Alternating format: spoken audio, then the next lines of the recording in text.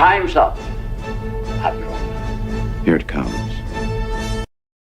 Chevron 1, loaded. For my ally is the Force, and the powerful ally it is. Life creates it, makes it grow. You failed, Your Highness. I am a Jedi, like my father before me.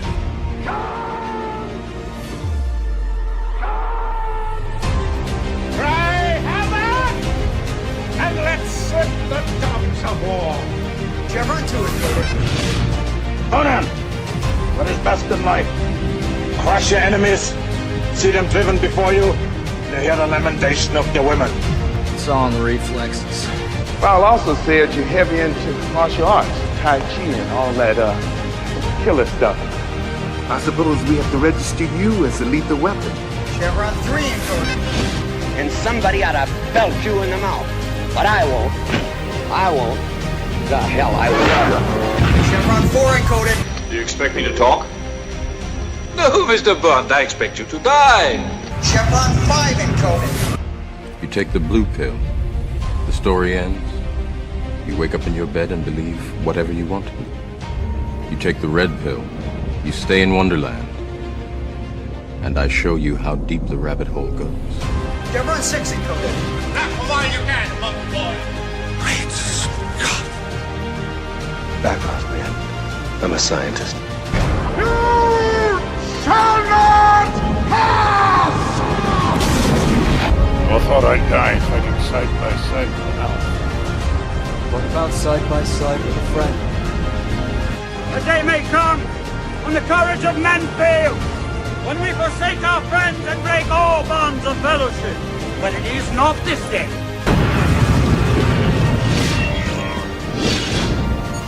Chevron 7 is locked.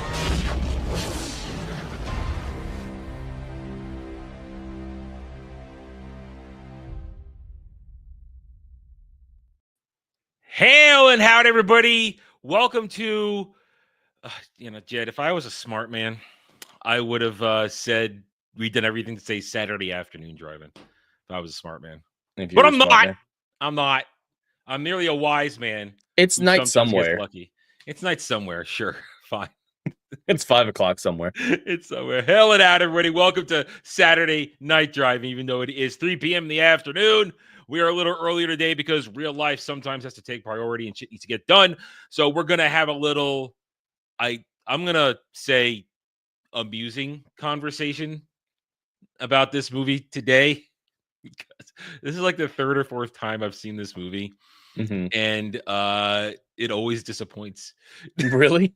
It always disappoints. I always think I'm going to figure out something that is going to blow my mind and make me really go, man, yeah. But it's like, nope.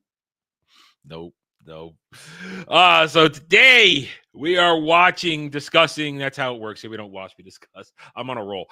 The Hitchhiker's Guide to the Galaxy, the 2005 science fiction movie based on the very beloved book franchise. I've never read the books. Jed, have you ever read the books? I have not. I'm afraid not. Okay. This movie is my only involvement in the franchise. This is all I know about it is from this film. From what I understand of book lovers, this movie's an abomination of the books. Really? Yes. It is not. It does not do the book justice, I am told.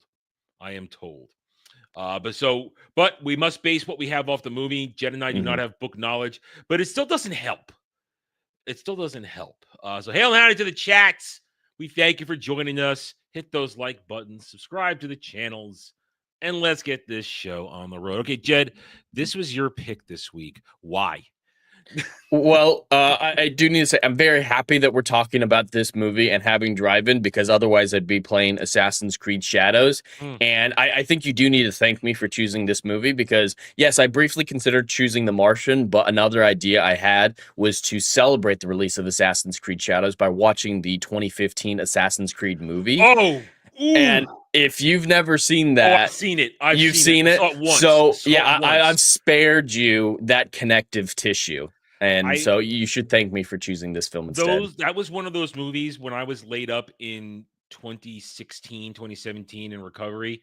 One of the movies that I just consumed because I couldn't do anything, and it just went in and went out, is what it did. So I remember enough that I was very disappointed because what happened when I watched that, I had just started playing Assassin's Creed. I had been waiting all those years to get into it, and here I was off my feet, couldn't do much, and I had traded in a bunch of stuff for value at GameStop, and I just got everything up to Black Flag used. Except no, I bought Black Flag new. I think I bought I bought it used. No, I bought everything used up to Black Flag, and I just dove right in. And I think I was in deep into the Ezio trilogy when I sat down and watched this, and man, was I disappointed. Or not this, the Assassin's Creed movie. Right. Man, was I disappointed. I was just like, wow, this was. So you're welcome. You're welcome. Oh, I bet you appreciate this movie a little bit more now. No, I don't. Still, so or at least the fact that we watched it is the fact that I chose it. One thing that I will say going in before you get started is, for some reason in my brain, I thought Alan Rickman was the voice of Marvin. No, it was Warwick Davis. No. Warwick Davis was the body of Marvin. Oh. Alan Rickman is the voice. Oh, he's uncredited on IMDb. He's uncredited in IMDb. So I like that was Rickman. So it's just Warwick Davis. So that's really effed up. It's just Warwick Davis, Willow, walking around in the suit, and it's credited, but Alan Rickman is what it says. Like, yeah, I was like, no, that has to be Alan Rickman. Why are you saying Warwick Davis? That sounded like Alan Rickman, who was the only good part of the movie. He's the best character, absolutely the best character, and I love how he defeats the bad guys in the end.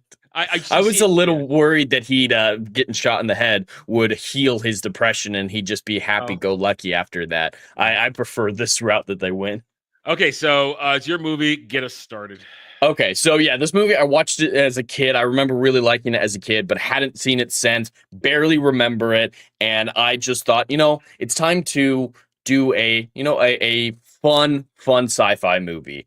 And we haven't done one of those in a while, and I just wanted to turn your brain off fun movie, and that is what this movie gave to me. I watched it for the first time in probably 15 years the other night, and it's dumb. This movie is dumb, but in interesting ways. Like, its stupidity is built to ask questions and pose things about the universe while not giving any sort of answer whatsoever. And that can be unfulfilling for people. I get why some people would be like, well, I want to know what the question is. That's left unresolved. But I found myself enjoying this movie quite a bit. So the story is Hitchhiker's Guide to the Galaxy follows Arthur Dent, a boring man. And that's part of his whole thing is he's just the stereotypical English man. He's short, he's unassuming, he's not assertive, who just happens to be friends with an alien when the planet Earth is about to be destroyed. And because he saved this alien's life, the alien rescues him before the planet is destroyed, and he goes on this adventure to find out the meaning of the universe, ultimately saving the Earth, or replacing the Earth, more like. Replacing the Earth, yeah. But yeah, I've never read the book. I'm definitely interested in the book. After watching this movie again, I don't know how accurate it is or whatnot, like you mentioned. I'd never heard that the movie was disliked by book fans, but that's the thing I love about doing this show as well. When I come across a film that's an adaptation of a book and I have whatever reaction to the movie and it gets me into the book, like Starship Troopers, I thought the movie was fine. If you take it into the realm of political satire, it's terrible because it fails so abysmally in that realm. But if it's just a dumb, fun action movie, it's a fun movie. But I went and read the book afterwards, and I really loved the book and got me back into Robert Heinlein because I'd read several Heinlein books before. And that's what I'm hoping to get out of this. I plan on reading Hitchhiker's Guide to the Galaxy now. Okay, well, then you'll have to fill me in because I'm not. I've seen that book on a rack between school libraries, regular libraries, other things my entire life, and I've never been interested in checking it out. Or the books. I mean, there's several. I know there's several. But, it's definitely leaning more into comedy than sci-fi. I don't know if the book does that too. If the book does that, that might lessen my interest in it. Yeah. Because the sci-fi in this movie is terrible. It's purposefully nonsensical. It's entirely nonsense. Just even besides the improbability drive, which I do like the idea of that. That I take out because that's just ludicrous, and it's fine. Yep. It's meant to be ludicrous. That's okay.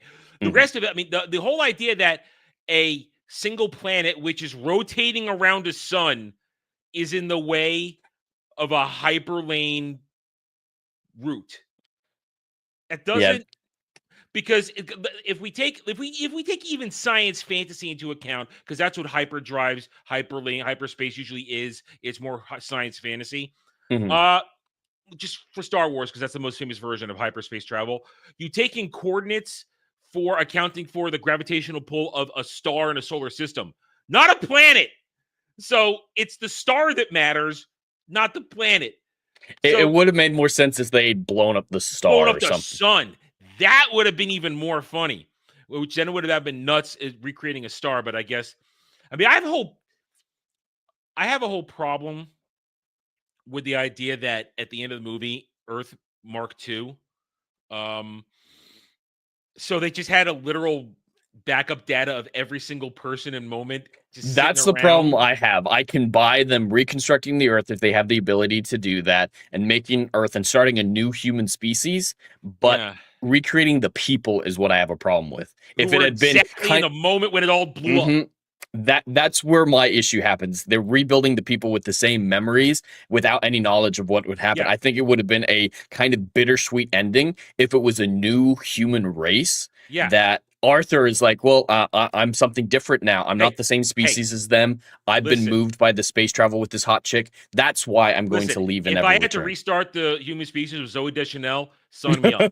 Listen, I've always had a thing for the Deschanel sisters. I've had a thing for them for a long time. So yeah, sign me up. I will work very hard and overtime to restart the human race with Zoe Deschanel every time. Don't worry. Fair. Yeah. Fair. But yeah, so I guess we jumped right to that, but that's one of the things where they hang up. I don't care about the question. I'm not going, oh, question wasn't answered, because I know that you're not supposed to know question. Just like you're not supposed to know why 42 is the answer. I mean, that's one of the biggest sci-fi jokes in science fiction culture, 42. And 42. it's been a meme for like what, 30, 40 years, 50 years? I don't know when the books are written. I honestly don't know. So it's been decades. I'll say decades. It's been a meme for decades, and it's funny. We get it. And here's my problem with this movie. It's not so much the story. I accept the nonsense from one nonsensical thing to another as they plop along. My problem with this movie is that it's haphazard. The flow is so disjointed, and the character development is so limited.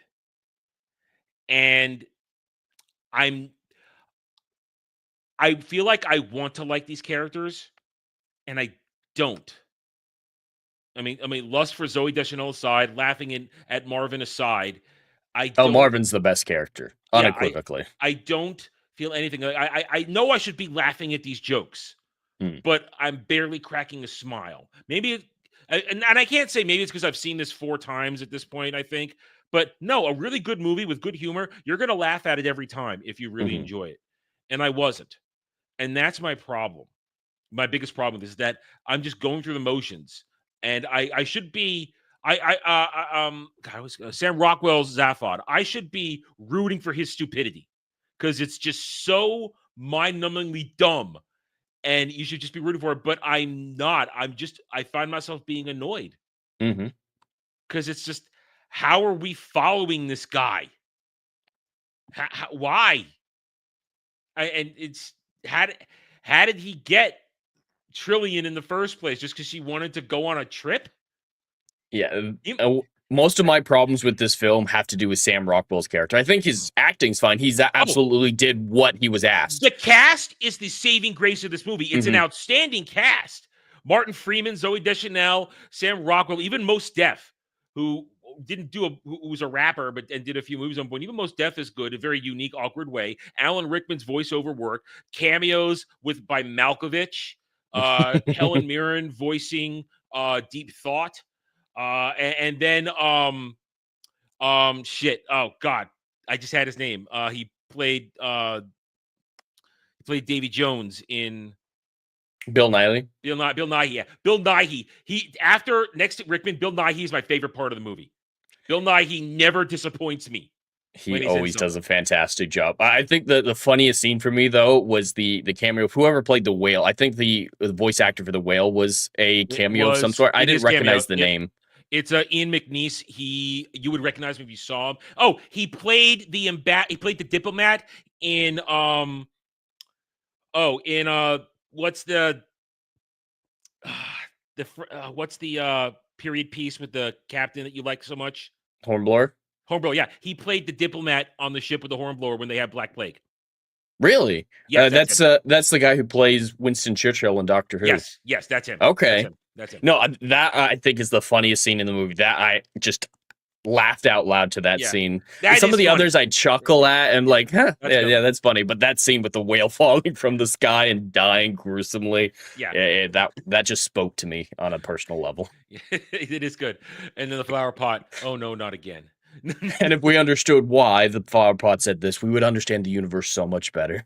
Yes, I can postulate. I have many ideas why. All right, so what happens? The catalyst event. But just finishing up with Sam Rockwell, real quick. I hate the beginning of the movie when with his involvement on Earth. So I can buy because of the improbability drive. I can look past the whole they rescued Ford and Arthur in the void of space, even though there's some scientific inaccuracies of how long they're going to survive, especially with a lung full of air. Side note, if anyone in the audience... expel your air. You have to expel the air if you're in the vacuum. That's what I had a problem with. So yeah, anyone in the audience who happens to, get thrown out into the void of space, don't hold your breath. Yeah. Don't hold your breath. You'll die quicker. Your lungs will explode. So yeah, breathe out and you'll be fine. But yeah, I can buy all that, sure, improbability drive. But the fact that Ford and the president of the galaxy happen to be on the Earth at the same time, don't know each other, are there, and are related to each other, know each other well, and happen to interact with these same humans. Shared 3 mothers. Yeah, somehow related to each other. But just all that's too much coincidence, unrelated to the improbability drive. Yeah. It's just baffling that Arthur's come across this many aliens, this many plot-relevant aliens, and yeah, the girl he's in love with happens to be the girl who gets whisked off by the president of the Earth. And his story doesn't really make sense. We don't really know why he wants the question, why he stole the ship, what's the timeline. It's money, it's fame. That's all it was. It's fame.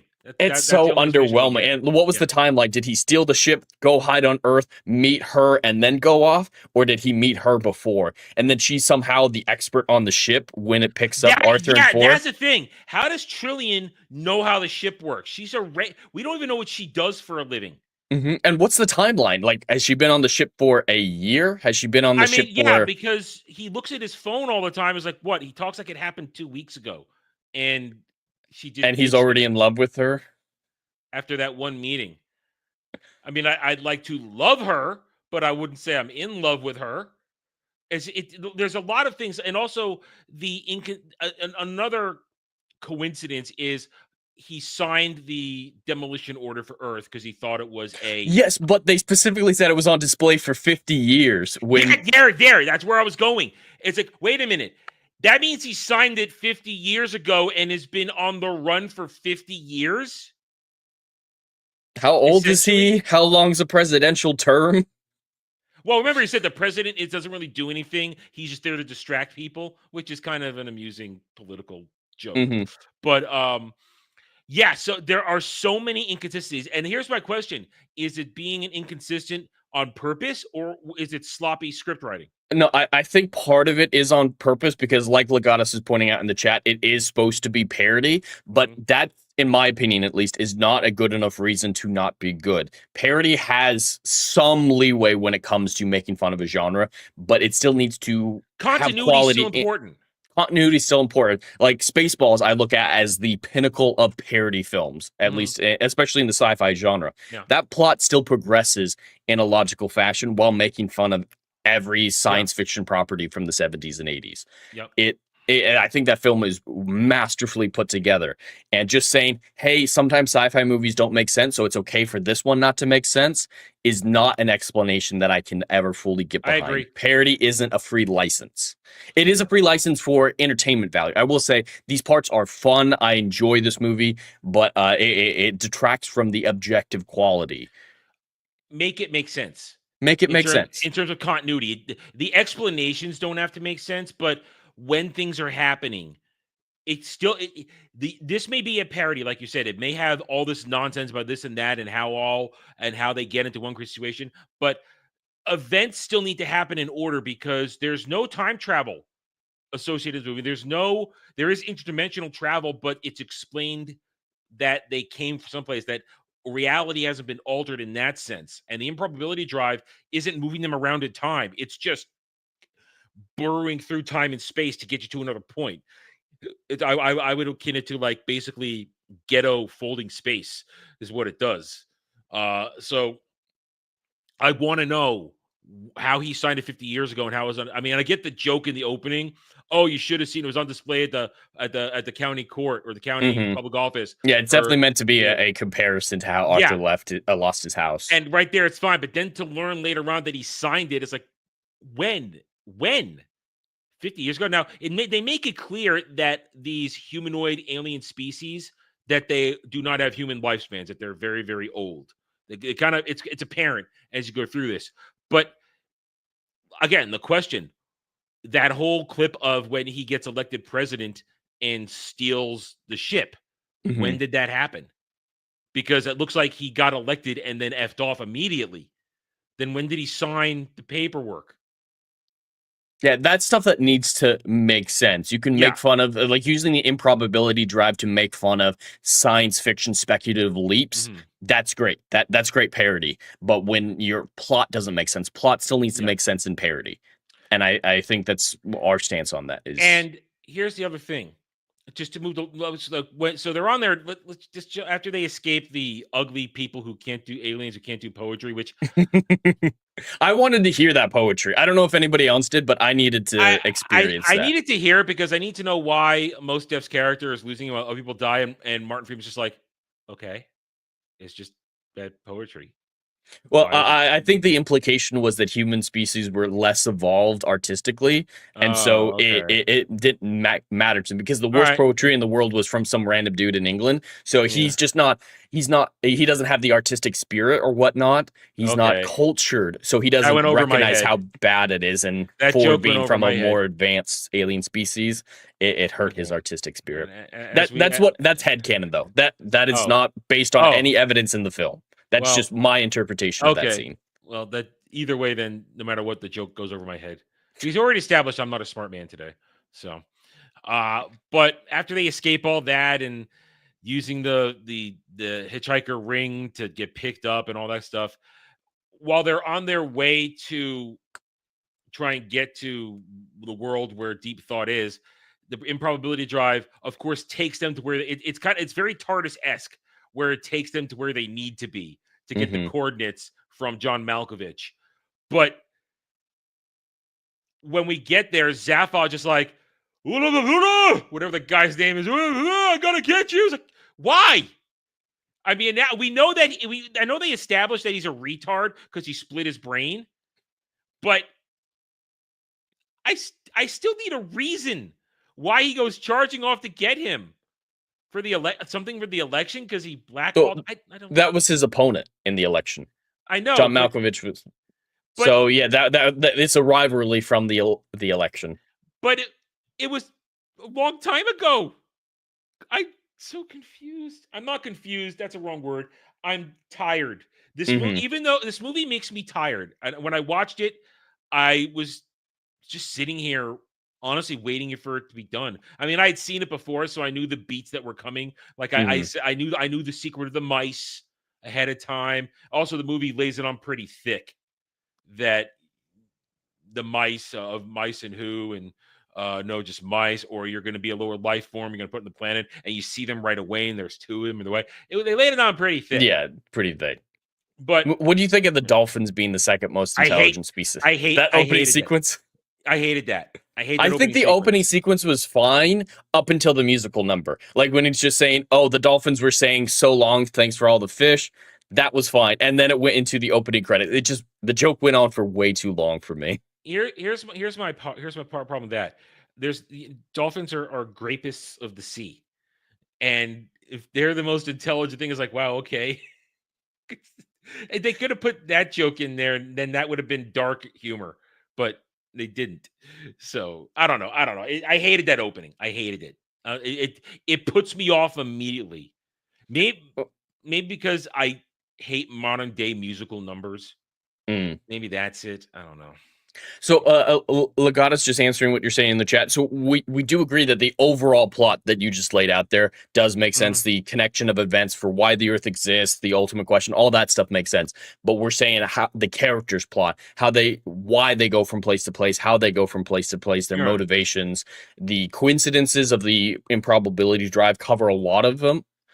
A lot of the plot issues, but they don't cover all of them when it's unrelated to the improbability drive, like everyone happening to know each other on Earth. That's my main problem with the plot and stuff like that. But what you're referring to, that stuff all makes sense. The Earth was a supercomputer built by mice to find the ultimate question that they had the answer to already. But then 100% all that works. But then it loses it that what were they tracking it in the planet building place up to the last second? So they had a complete accurate copy of the very moment of destruction. I don't know how, and they're doing everything by hand, like they're physically painting rocks. Yeah, I mean, and that means they did it in like a week, because they were bumping around the galaxy for about a week. It looked like, I think. So, yeah, I think that's what he said, Arthur, when he was going to get his brain scooped out by the mice. Like it was an incredible week. Yeah, so I'm all for absurdity. But there has to be a line, there has to be an anchor to the absurdity that keeps us tethered to some immersion of it, some partial believability. And for me, when there's continuity breaks, I'm too busy questioning the continuity and I'm not being immersed. I'm not being drawn in and just having fun. So and then here's my other thing. When they go after Malkovich, he gives him the coordinates for the gun that only works on men because women know the answer. The gun is what is connected to the one thing I actually dislike about this movie. Like I see those flaws and I just nod at them or whatever, but I vastly enjoyed this movie. Like if we were doing enjoyment level, I'd probably give this movie a 9 out of 10. Like I really enjoyed this movie, but there's only one scene that I genuinely disliked from an emotional standpoint as well as an objective standpoint. I hate the moment where they get the gun and they're using it on each other. For exposition. Well, exposition was already bad enough, and there's so much. The exposition in this movie is not great, but the aspect of that scene that I absolutely dislike is when she starts using the gun on the president. He starts to see her perspective, and we're getting a little bit more into her character, and he shows a moment of likability. Like he's just this idiot throughout the whole movie. I don't really care for him, and he's comic relief. He's doing what he's supposed to do. But I almost liked his character when he says, "Oh, darling, that's not true." And he goes to take the gun so he can show her that he actually cares about her, that she's actually of value, and that would have made me love his character.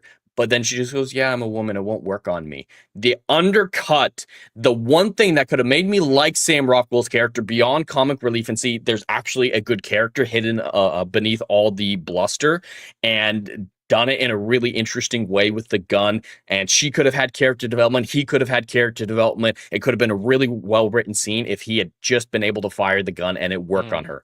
But they robbed us of that because, I'm a woman, the gun don't work on me. This is 2005, so yeah. I think the joke was fine earlier when it's like, Deep Thought made this gun because housewives wanted to get their husbands to understand. That whole joke, I think, is fine. But it should still work on women.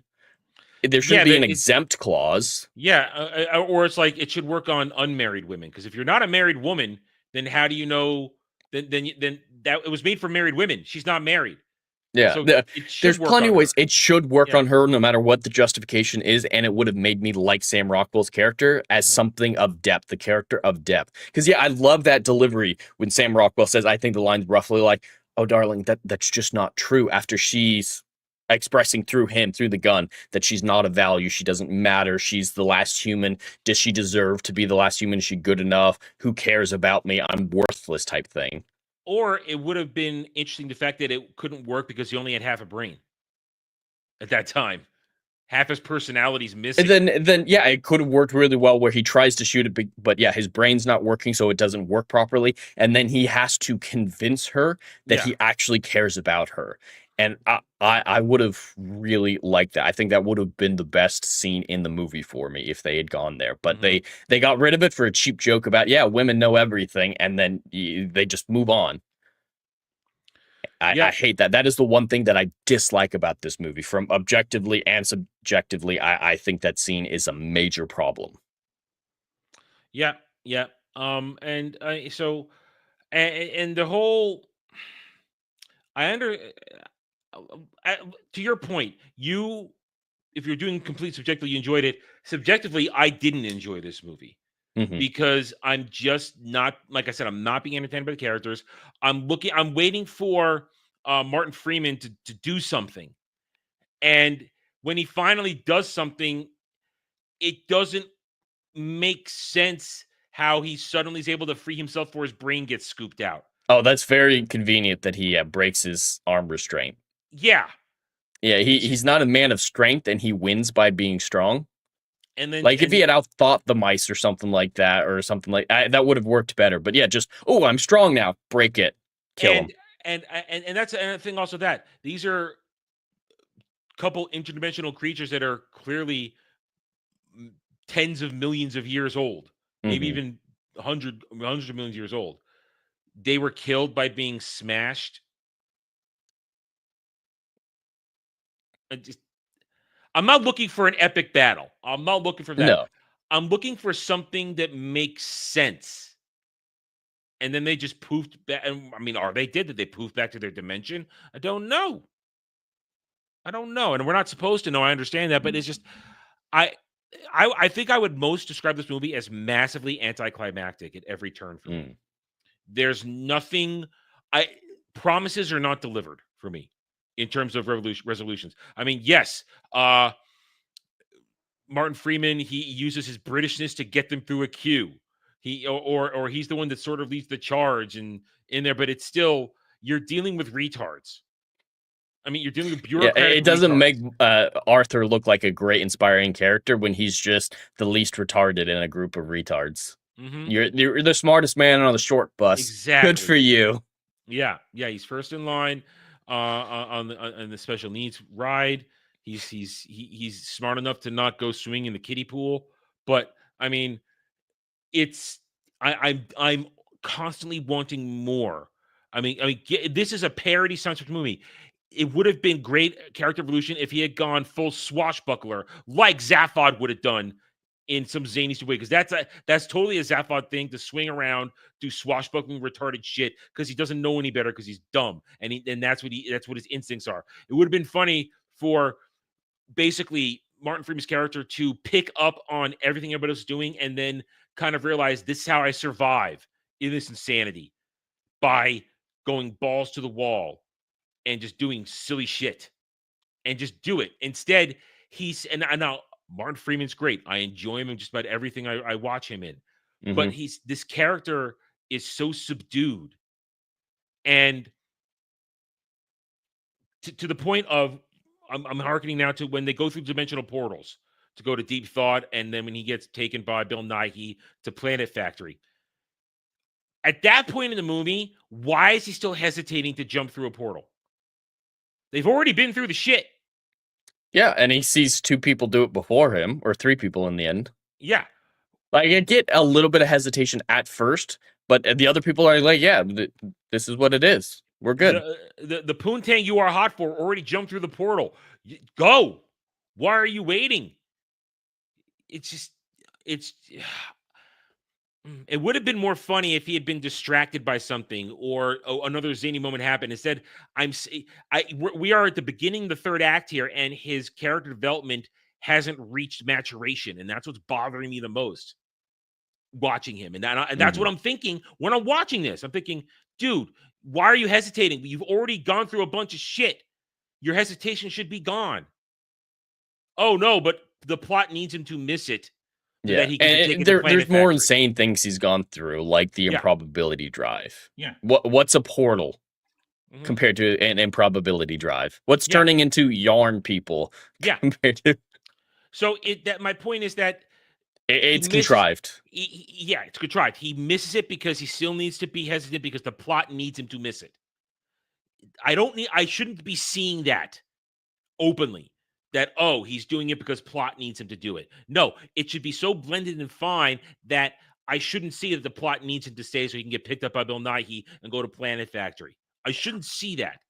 I would have liked it if he was the only person who kind of cared for Marvin. Like, I would have liked to see that relationship develop because, you know, that would have been good for Marvin too. And just seeing his Britishness of you be polite to everyone type thing. And because Marvin's slow, he lagged back with Marvin on the ice planet and maybe, just missed it because he was being kind to Marvin. That I think would have worked more character wise and wouldn't have felt so contrived. Or convincing Marvin to go. And then turns around and is like, ah, shit, I missed it. Because there's character development. I'm being a good dude. I'm actually growing attached to my crewmates in this insanity. But it's just more forced, stalled character development, which is what's catching and breaking my immersion in this. And then in that next part, when Bill Nighy takes it back to his house, everybody's there eating the food like retards. Yeah, the food is just weird. It's like, why are they going? You haven't been drugged yet. You haven't drank the tea yet. Why are you acting like retards? I mean, well, okay, Zaphod, retard, always gonna be retard. But why is Mos Def doing it? Why is Trillian, the smartest person in the room, scarfing down food like she hasn't eaten in 5 weeks? And I'm sorry. If you're looking at me and say, Adam, you're thinking hard on this, the movie's making me think hard because zaniness is no excuse for lazy writing. I agree.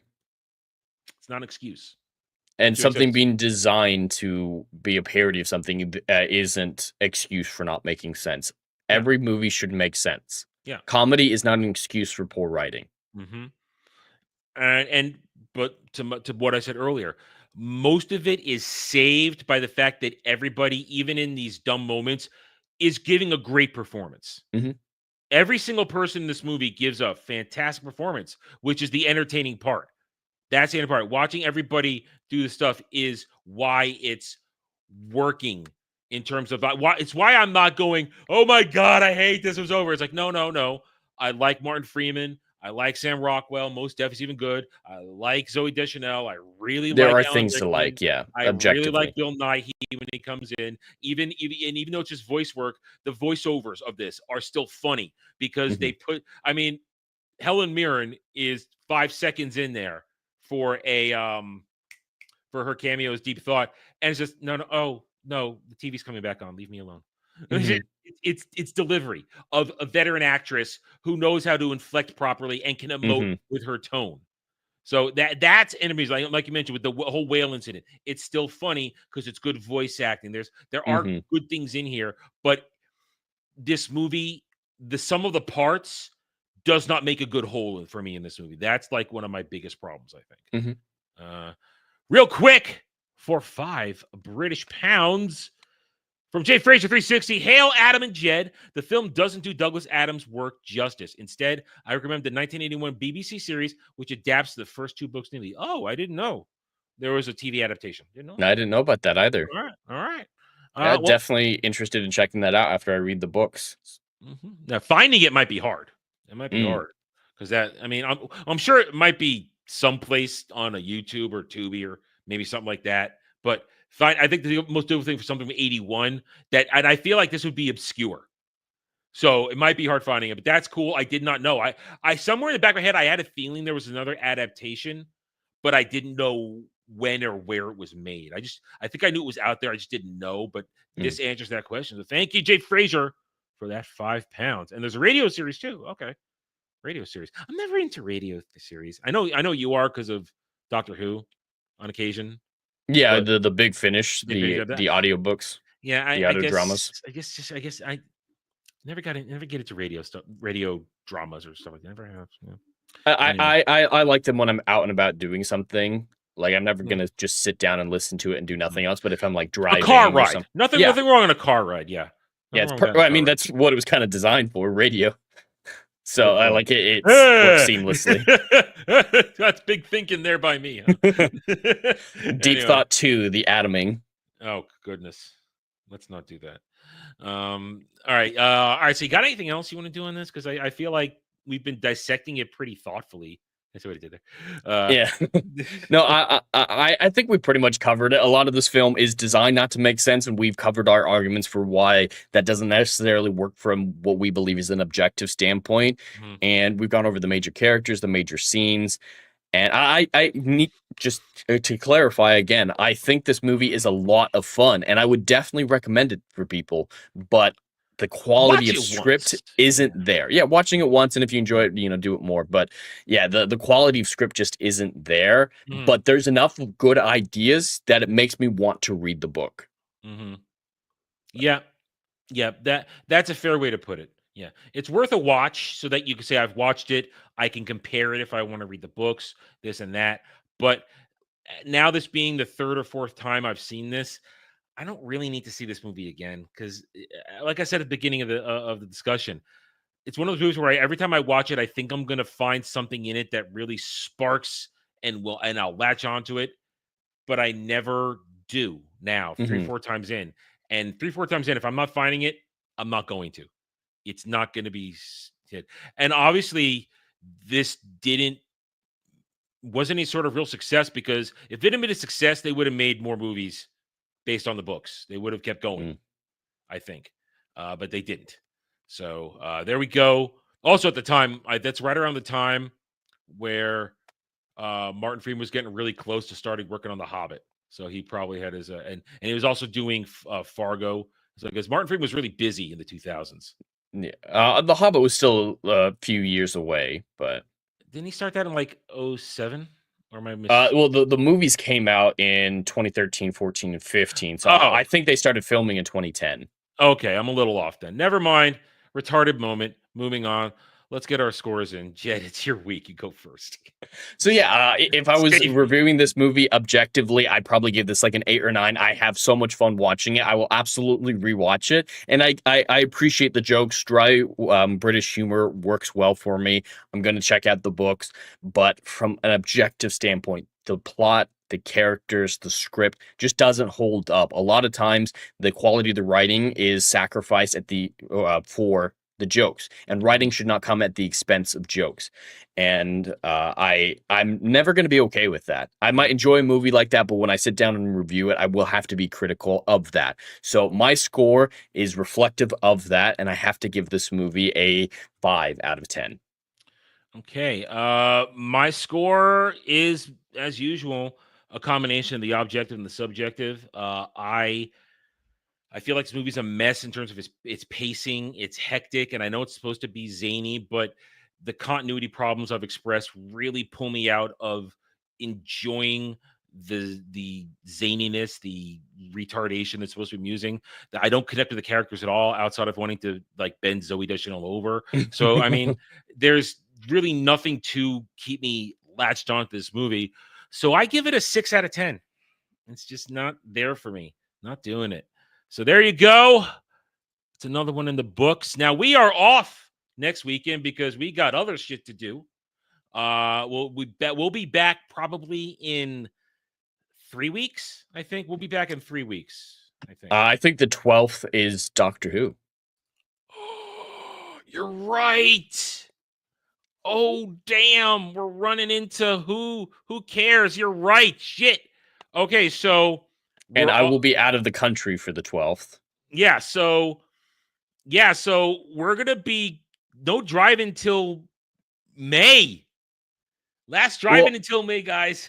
I thought we were doing something different for Doctor Who Care because it comes out on a different day. Oh, you're right. We're doing it on Mondays. Never mind.